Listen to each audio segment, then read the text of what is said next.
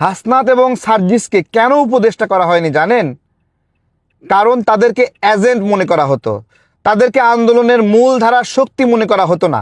মনে করা হতো যে তারা আন্দোলনের খবরগুলো বাইরে পাচার করে দেয়। এবং যখন জুলাই গণ অভ্যুত্থানে বৈষম্য বিরোধীরা আন্দোলন বন্ধ করে দিল, সরকারের সঙ্গে আপোষ করলো, তখন আমরা আন্দোলন চালিয়ে যাওয়ার ঘোষণা দিলাম। তখন কিন্তু এই হাসনাত এবং সার্জিসরা লোক পাঠিয়ে আন্দোলন বন্ধ করার চেষ্টা করেছিল। সেই সময় তারা বলেছিল, আমরা যারা আন্দোলন চালিয়ে নিচ্ছি রামপুরা, বাড্ডা, বসুন্ধরা এলাকায়, তাদেরকে সে বলেছিল যে আমাদের সাথে বৈষম্য বিরোধী কোনো সম্পর্ক নাই, এবং এই আন্দোলনকারীদেরকে সন্ত্রাসী আখ্যা দিয়েছিল এবং এর মাধ্যমে আন্দোলনকারীদের উপরে নিপীড়ন সহজ করেছিল হাসনাত এবং সার্জিস। সেই সময়ের ঘটনা আমরা সবাই জানি, যেই কারণে তাদেরকে এজেন্ট মনে করা হতো এবং উপদেষ্টা পদে নিয়োগ দেওয়া হয় নাই। আজকে এই যে হাসনাত এবং সার্জিসকে আপনারা চেনেন কি হিসেবে চেনেন? তাদেরকে কিন্তু জুলাই গণ অভ্যুত্থানে বড় ভূমিকা রাখার জন্য চেনেন না। তাদেরকে চিনি আমরা একটা বিষয়, আন্দোলন বন্ধকারী এবং আপোষকারী হিসেবে। দ্বিতীয় আমরা চিনি মবরাজ হিসেবে। আমি হাসনাতকে বলবো মবরাজ, যে মব করে করে কারখানা ইন্ডাস্ট্রি বন্ধ করে এদেশের অপূরণীয় ক্ষতি করেছে, অসংখ্য মানুষকে বেকার করেছে, অসংখ্য শিক্ষকের চাকরি কেড়ে নিয়েছে, অসংখ্য ব্যাংকার চাকরি কেড়ে নিয়েছে। তারা আজকে নির্বাচিত যে হলো, মুন্সি সাহেবের সঙ্গে প্রতিদ্বন্দ্বিতা। আপনাদেরকে একটা জিজ্ঞাসা করি, হাসনাত এই মুন্সি সাহেবকে নির্বাচন থেকে দূরে রাখার জন্য কি কি করেছে? সে কোর্টে পর্যন্ত গেছে।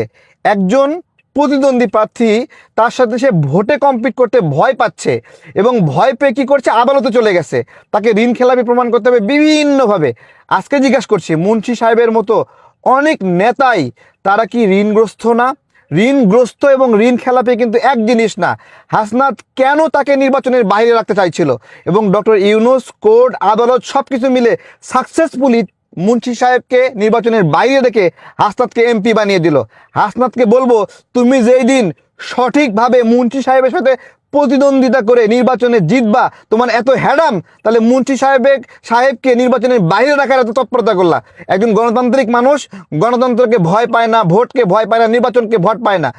আজকে হাসনাতের কথা বলছি, হাসনাতের একটা স্টেটমেন্টের কথা আমার মনে পড়ে গেল।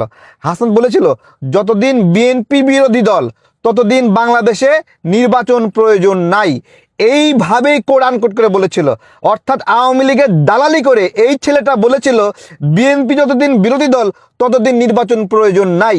সে এখন চ্যালেঞ্জ করছে, 1 টাকার দুর্নীতি প্রমাণ পাইলে, 1 টাকার দুর্নীতি কি পুরো বাংলাদেশ জুলাই পরে লুটে পুটে খেয়েছে।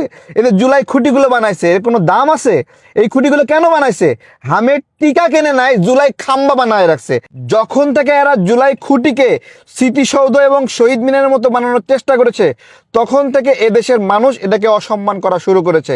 যখন জুলাইয়ের নাম করে 353 গার্মেন্টস কারখানা বন্ধ করে দিয়েছে, এই যে মবরাজ হাসনাত, মবরাজ হান্নান মাসুদরা বন্ধ করে দিয়েছে, তখন লক্ষ লক্ষ মানুষ কর্ম হারিয়েছে, লক্ষ লক্ষ নারী কর্ম হারিয়েছে। এদের কারণে, এদের মাস্তানির কারণে, এদের ভয়ে, এদের আতঙ্কে এদেশের ব্যবসায়ীরা ব্যবসা বন্ধ করে দিয়ে, করলাম না ব্যবসা, চলে গেছে এখান থেকে। এরা এখন সততার মানদণ্ড হিসেবে মানুষকে চ্যালেঞ্জ করে।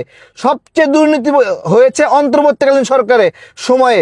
টিআইবি তথ্য প্রকাশ করেছে, টিআইবি তথ্য অনুযায়ী এই হাসনাত, সার্জিস, নাহিদ, তারপরে আসিফ, ইউনূস সহ যারা আছে, এদের সবাইকে অ্যারেস্ট করা উচিত। দুর্নীতি করে ভাষায় দিয়ে মানুষকে এখন সততার জ্ঞান শেখাচ্ছে। যারা এদেশের মানুষের সঙ্গে বেইমানি করেছে, তারা নাকি মানুষকে সততা শেখাবে।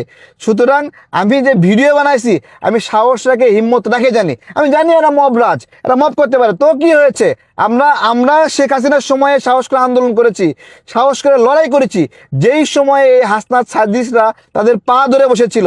আজকে তারা আওয়ামী লীগ বিরোধী হয়ে গেছে, কিন্তু শ্রমিক লীগের নেতা গিয়ে বসে থাকে, চসিক মেয়রের বাসায় বসে থাকে। তারপরে এই যে সার্জিস আর হলো পাটোয়ারি, দুটো গিয়ে ছাত্রলীগ নেতার শ্বশুরের বাসায় বসে আছে।